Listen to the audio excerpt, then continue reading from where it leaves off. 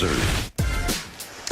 Good morning, everyone. Welcome to First Things First. We made it to Friday. Harrowing as that was for some of Jenna us. Wolf got locked in the bathroom. Yes. Free Jenna. Free Jenna. 3 minutes ago, America. That's not a metaphor for something. No, Jenna Wolf got locked in the bathroom. Got locked. I thought it was going to be my big shot. Yeah. Open the show. Sports Now they're going to have jaws of life to cut her out of the bathroom in there. We Really needed did it. happen. I'm frazzled ever so slightly. Nick, Danny, thanks for joining us this morning. Let's get on track. We have a huge NFL weekend, and I never use the word huge.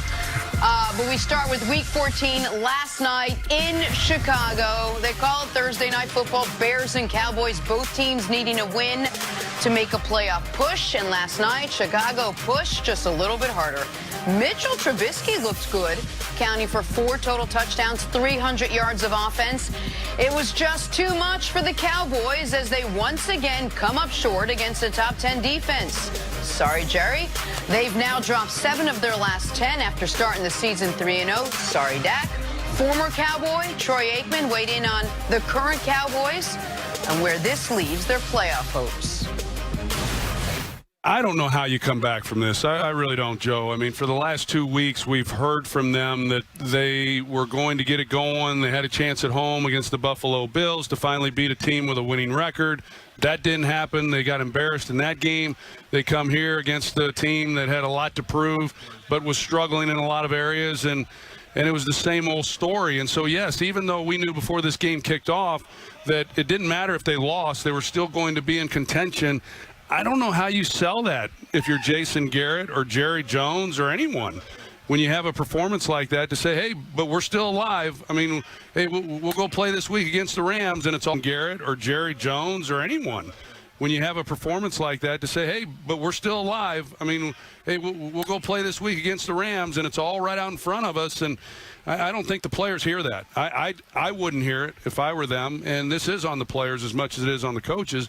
They've got to be better, but I'm not sure I'd even talk to the team this week. I'd just say, let's just go play next week, and you guys figure it out. But the talk is over, and it has been over for a while. Wow. Well, our talk is just beginning, which is good news for us. Nick, you think it's time for everyone to admit the Cowboys just aren't a very good football team? Well, they haven't played well at all throughout the course of the season in the critical moments against the best opponents. But they're the #1 offense in football. They have a top 10 defense.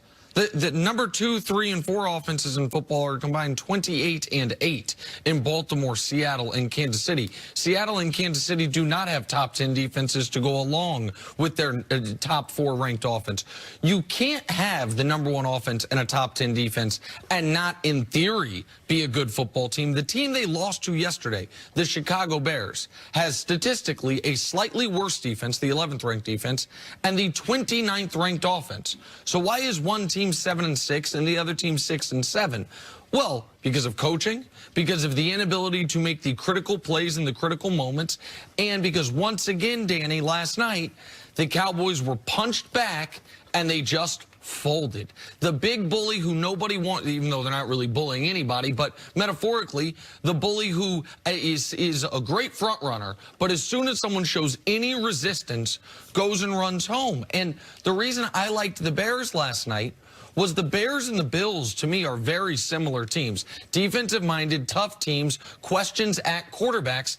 And guess what? The Bills were down 7-0, scored 26 straight.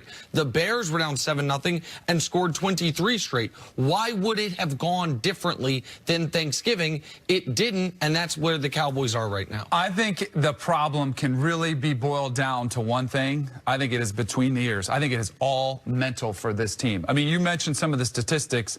Dak Prescott is having a career year. Yep. Ezekiel Elliott, still a top 5 running back. Amari Cooper, top 5 wide receiver. Defense, as you mentioned, top 10 most meaningful categories.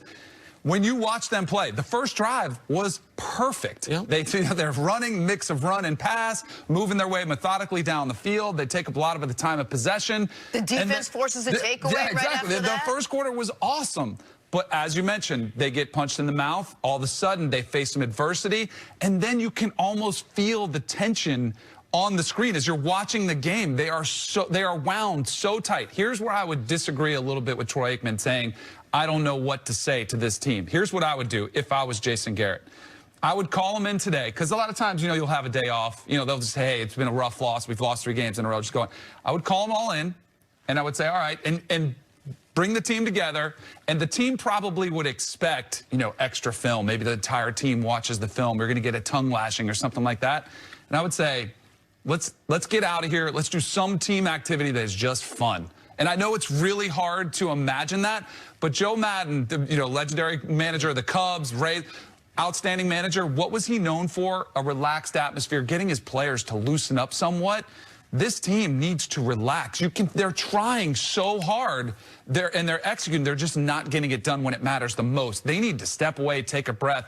And then after that, when you come back and start prepping for your next game, then you show them, all right, we're still in this. We still can actually win our division and get a home playoff team. And then once we're there, everything is reset. Nobody will remember these 3 games. That's interesting, because it's the one thing echoed by Dak Prescott. We have good chemistry at times, he said, by Jason Garrett. We have to figure out how to play as a team.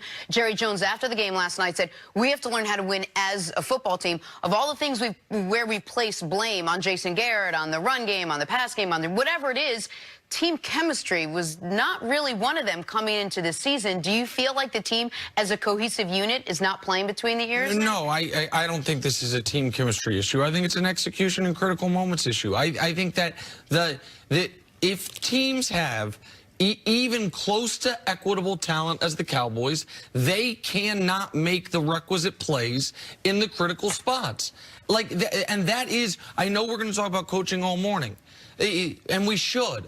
If that's not coaching, then the hell is coaching. If what's going wrong with the Cowboys, it has been since September 22nd, they have played 1 good football game. It was against Philadelphia Eagles. Since they played 10 games since then. They're 3-7, and 2 of those wins, Detroit, it's a 5-point game midway through the 4th quarter. Detroit stinks, or a 6-point game. And the Giants, it's a 5-point game midway through the 4th quarter. And the Giants are abysmal.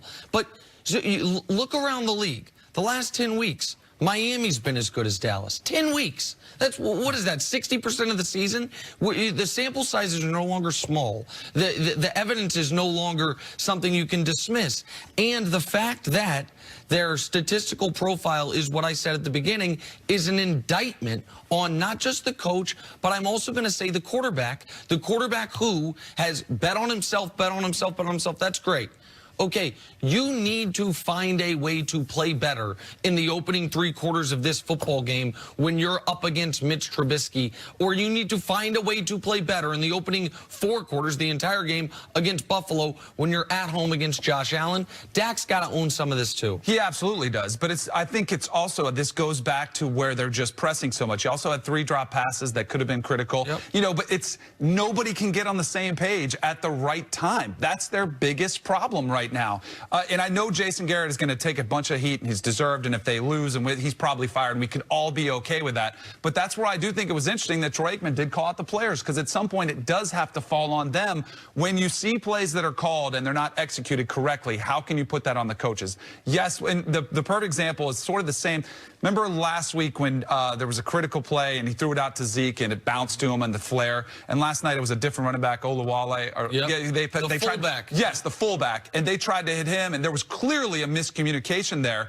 That, to me, I guarantee you that was coached up, and they knew what to do, but for whatever reason, somebody blew a gasket there. I think it was the fullback.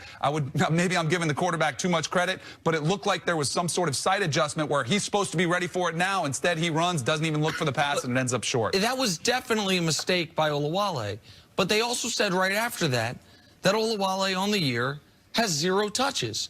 Why? It is a coach's decision to have him be any of the reads on a 3rd down play in a critical moment of the football game. A guy who has not touched the football through 13 weeks of the season. So both can be true. Right. You know what I mean? That the players aren't carrying their weight to a degree, but the coaches also need to understand. I know, God forbid, Tony Pollard's out for the game. What do you